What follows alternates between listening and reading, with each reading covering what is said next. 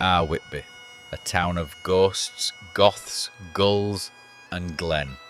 Welcome, dear viewers, to this week's Whitby Update, part of our ongoing mission to document the daily wonders, oddities and eyebrow raisers that drift through this coastal gem like chip wrappers on the sea breeze. What is it? 10 minutes, sometimes more if Glenn gets distracted, of fly-on-the-wall wandering around town. No script, no agenda, just one man, his camera, and an unhealthy fascination with the quirky, the offbeat, and the downright inexplicable. Whitby characters, tick. Unusual visitors, tick. Baffling local rituals involving seafood and Victorian cosplay, tick, tick, tick. I'm Gary Bender, back on narration duties once again. Still unpaid, still unfiltered. And can I just say how heartening it's been to meet so many friends and fans of the channel this past week. Even the one who mistook me for Glenn's parole officer. Understandable, frankly. As for Glenn, he's tagging along with the camera, as usual, keeping a low profile, trying to avoid angry residents, conspiracy theorists, and would-be boxing champions from the wilder ends of the beck. It's amazing what people will do when they see a lens. So sit back, get comfy, and let's see what Whitby's been up to this week. Spoiler, it probably involves seagulls, a broken bench, and at least one local legend who thinks they're in charge. Dave's on a roll here. He's already got that one down there. This one here, it'll be on the council's top boy list.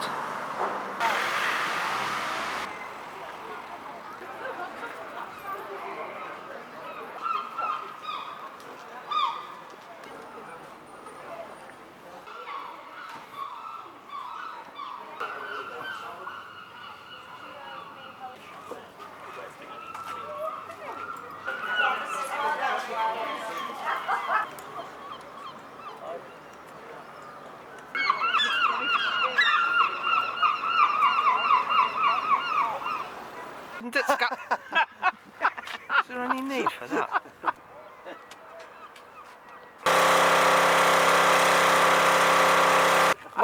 When did scallops come back out? Never. Friday. They're not going to come. They're not coming out. They're putting a pipeline and they're not going to bury them. Yeah, that pipe's going on the seabed. It's not going under. Do you realise how many bleeps I'll have to put in my video? Captain Pugwash! Yeah, that's young Johnny there, Johnny Lighthouse.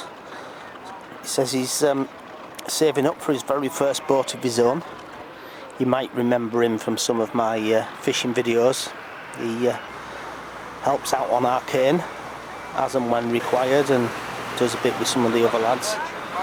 Saving up for that very first boat. They're putting up a wheel in Whitby, not just any wheel, no, a viewing wheel, a smaller, wobblier cousin of the London Eye. Locals are already calling it the Whitby Eye. Glenn calls it Whitby's Bongy Eye, presumably because it looks like someone's welded a bongo drum to a scaffolding rig. It's due to be plonked down next to the Captain Cook Monument, because nothing says historic maritime explorer like a fairground ride slowly rotating above a car park. £7 a go. That's right, £7 British to go slower than a pensioner on a Zimmer frame up Church Street on bin day. Now Glenn, our resident drone botherer, says he's not fussed either way, claims he gets better views from the sky for free and isn't too keen on the idea of being trapped in a perspex pod with strangers 40 feet above a kebab van. But as is tradition in Whitby, the moment something new appears, people are instantly furious. Karen from Muncaster says, it's tacky. Whitby isn't tacky, that sort of thing belongs in Scarborough. It's really tacky there. Strong words from someone wearing light-up Crocs and a Live Laugh Lobster hoodie. Womanda from Wabbats reckons it's an eyesore and has written to the Gazette, Ofcom, and possibly even Ant and Deck. Meanwhile, old Mabel from Silver Street says it's really schlitty, which no one fully understands, but they're too afraid to ask. On the other side of the fence, some visitors are positively thrilled. Best thing since the last good thing, says one man from Doncaster, who once described the Asda Cafe Flapjack as life-changing. There's talk of it boosting tourism, bringing fresh energy and giving people something to queue for besides fish and chips and public toilets. But Whitby's regulars aren't having it. They say it's a step too far. Another nail in the coffin of the town's understated charm. Between the Goths, the seagulls, and now this rotating spectacle, it's getting harder to tell where the novelty ends and the apocalypse begins. In summary, some hate it, some love it, and Glenn just quietly flies his drone over the top of it all, muttering about exposure settings and wondering how long until someone puts a Greggs in the Abbey.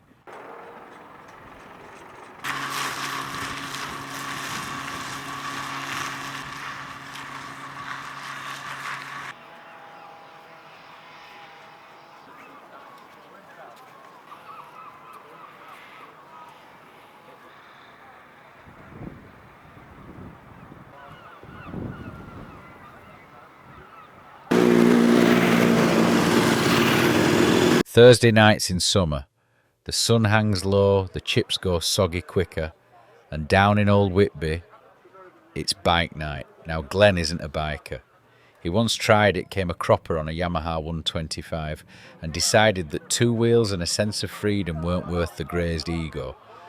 But he is a fan, from a safe distance, of the lads and the occasional brave lass who roll into town on their polished machines for a brew and a chinwag.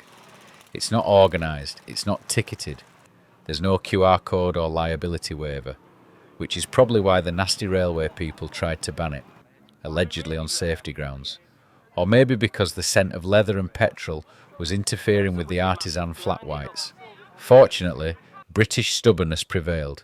You can't ban culture, not even if it comes with a loud exhaust and a smell of Castrol R. Glenn says he goes down most weeks, not for the bikes, not for the coffee, not even for the people. He goes because, and I quote, "This is British culture, and there's not much of that left these days. Brits on bikes, after work, meeting up for a natter and a polystyrene cup of something that vaguely resembles tea. What could be more British than that?" So Glenn stands by the railings, camera in hand, nodding respectfully at the Triumphs and Suzukis, quietly hoping that just by being there, he's helping keep the wheels of civilization turning, one Thursday at a time.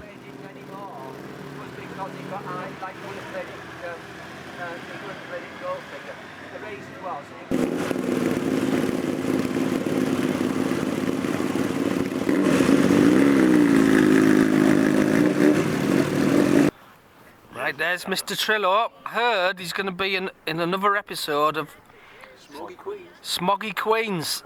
More smut and innuendo from Middlesbrough. You look hard to... Is that Barry White? Yeah. Barry Brownduff.